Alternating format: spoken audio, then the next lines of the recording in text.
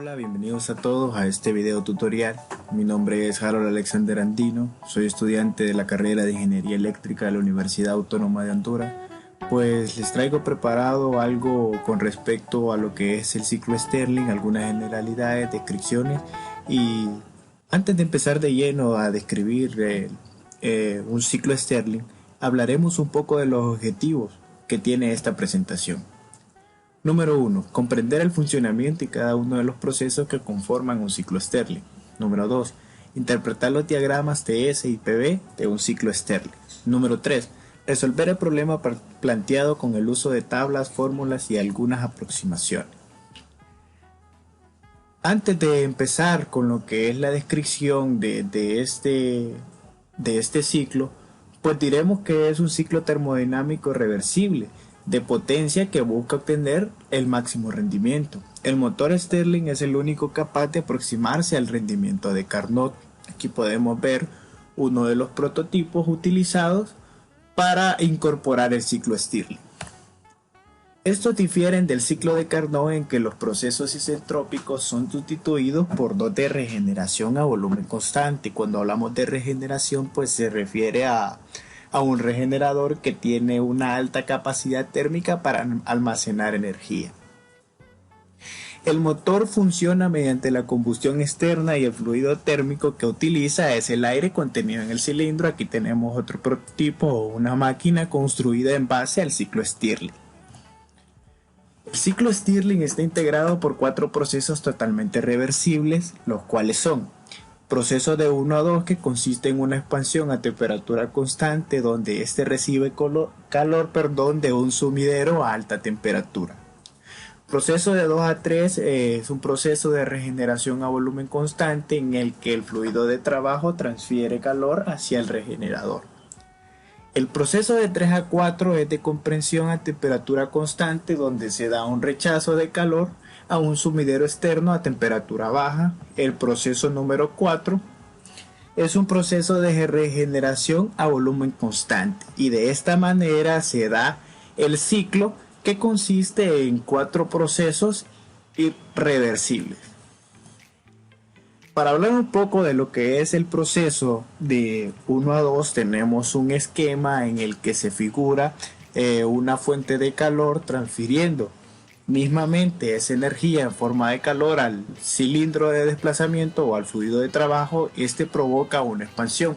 Esta expansión la podemos ver en un diagrama PV. Como todos ya sabemos, una expansión se da desde un volumen menor hacia un volumen mayor. Hablaremos un poco de las características que tiene este estado. Pues este estado es un proceso isotérmico en el que la temperatura es constante. Podemos decir aquí que la energía interna entre el estado 1 y el estado 2 es relativamente cero debido a eso, a que las temperaturas son constantes. Podemos decir que hay un aumento de entropía, pero esta entropía es mismamente generada por ese calor de entrada y no por las irreversibilidades que pudieran darse entre estos dos puntos. Aquí vemos cómo la presión también baja relativamente a medida el gas o fluido de trabajo va aumentando de volumen. Luego tenemos un esquema en el que representa una regeneración a volumen constante. Este proceso se da desde 2 a 3, en el que la entropía del fluido de trabajo empieza a disminuir debido a la transferencia de calor hacia el regenerador. Aquí podemos ver bien definido en un diagrama PV como de 2 a 3 el volumen permanece constante y por lo tanto podremos decir que aquí no existe trabajo.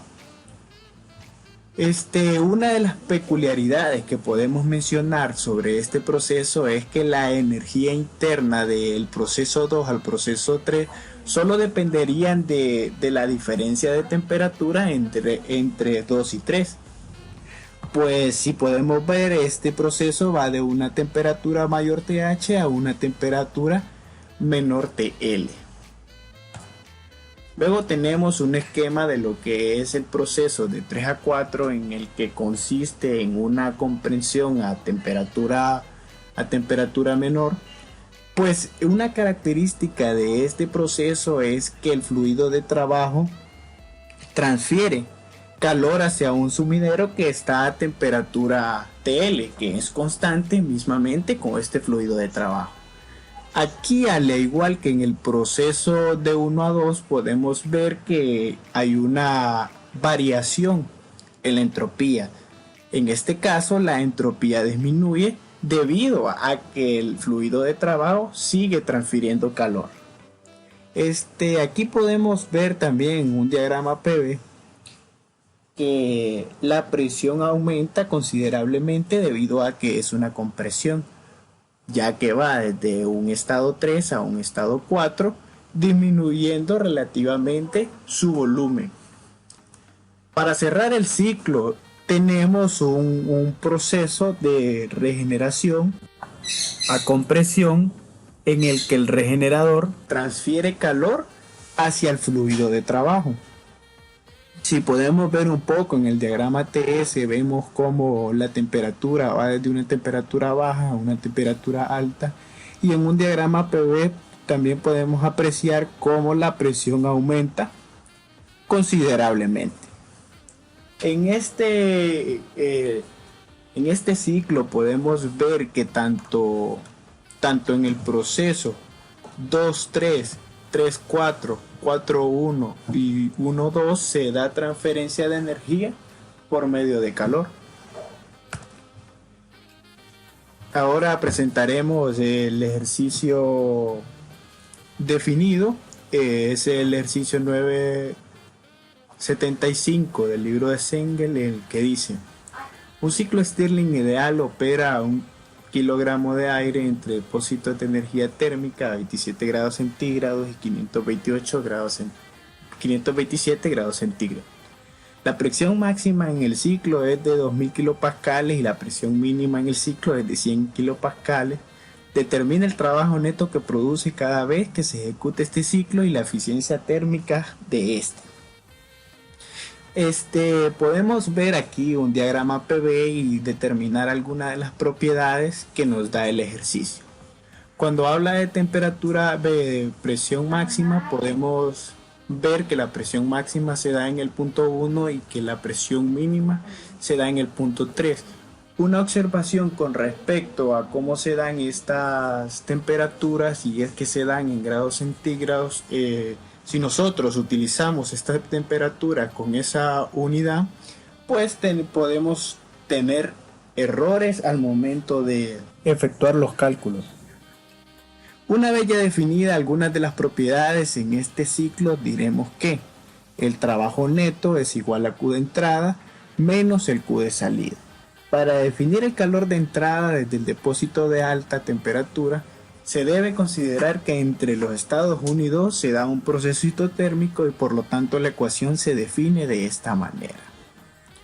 La masa por la temperatura del sumidero, donde está a temperatura constante con el fluido de trabajo, por un cambio de entropía entre 2 a 1.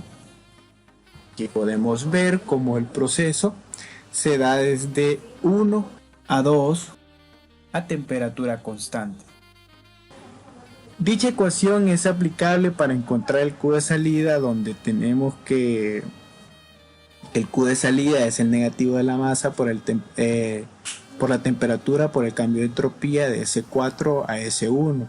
Este signo negativo, daremos la observación de que este signo se le aplica porque el fluido de trabajo transfiere calor al regenerador, por lo tanto se debe de considerar negativo. Para poder determinar las entropías en cada estado, haremos uso de las relaciones de cambio de entropía para los gases ideales bajo las suposiciones de calor específico constante, además de considerar de que el aire se comporta como un gas ideal. Estas dos consideraciones son un poco peligrosas al momento de operar los resultados, ya que si asumimos el calor específico constante y no lo determinamos como una variación de la temperatura, podemos tener errores en los cálculos. Una vez ya definido esto, pues vemos como la entropía de 2 a 1 y la entropía de 4 a 1 solo dependen de las temperaturas y de las presiones. Pero si nos fijamos un poco más detalladamente, la temperatura 2 a 1 podemos decir que es constante porque es un proceso isotérmico, en lo que el logaritmo de 1 me daría 0, dejando la relación simplemente basada en la constante de gas, y el logaritmo de las presiones de 2 a 1. Al igual, para encontrar la diferencia de entropía desde el proceso de 4 a 1. Es necesario determinar los valores de P2 y P4. Para esto haremos uso de la ecuación de estado ideal. Recordando un poco de lo que es la ecuación de estado ideal, pues se define como aquella ecuación que nos permite conocer presión, volumen específico y temperatura. Igualamos las ecuaciones para determinar las respectivas presiones y pues llegamos previamente a que las relaciones se dan de esta manera. Pues esta consideración que se tomó es debido a que como el fluido de trabajo es el mismo y se mantiene en un sistema cerrado, la masa es constante, por lo tanto la constante también de gas se mantiene, y como se están dando entre los procesos de 3 a 2 y de 4 a 1, donde son procesos isovolumétricos, se puede considerar también el volumen constante. Una igualación de estas dos ecuaciones nos permitiría encontrar cualquier parámetro de ellas. Aquí tenemos parte de lo que fueron los cálculos y vemos cómo relativamente la presión 2 disminuyó, ya que la presión 1 estaba definida anteriormente en el ejercicio, que era de 2000 kilopascales. Al igual tenemos el cálculo de la presión, que nos da 750, relativamente un poco menor a la presión 1. Procederemos a encontrar las entropías, que solo constan de la constante de gas y pues de las presiones previamente definidas. Luego de tener las entropías, podemos encontrar el calor de entrada y el calor de salida, y podemos decir que ya tenemos definido el trabajo neto. Para completar el ejercicio, el inciso B nos pedía el cálculo de la eficiencia, pues aquí hay una peculiaridad entre estos dos ciclos, y es que el ciclo de Stirling y el ciclo de Carnot comparten la misma eficiencia térmica. Una característica que comparten estos dos es que son 4 procesos reversibles, y si nosotros miramos detenidamente la ecuación de la eficiencia térmica, pues podemos ver que la eficiencia térmica solo depende de la temperatura de los depósitos y no del fluido de trabajo y de ninguna de las propiedades que se evalúan en ello. Esto es todo lo que les traía preparado y muchas gracias por su atención.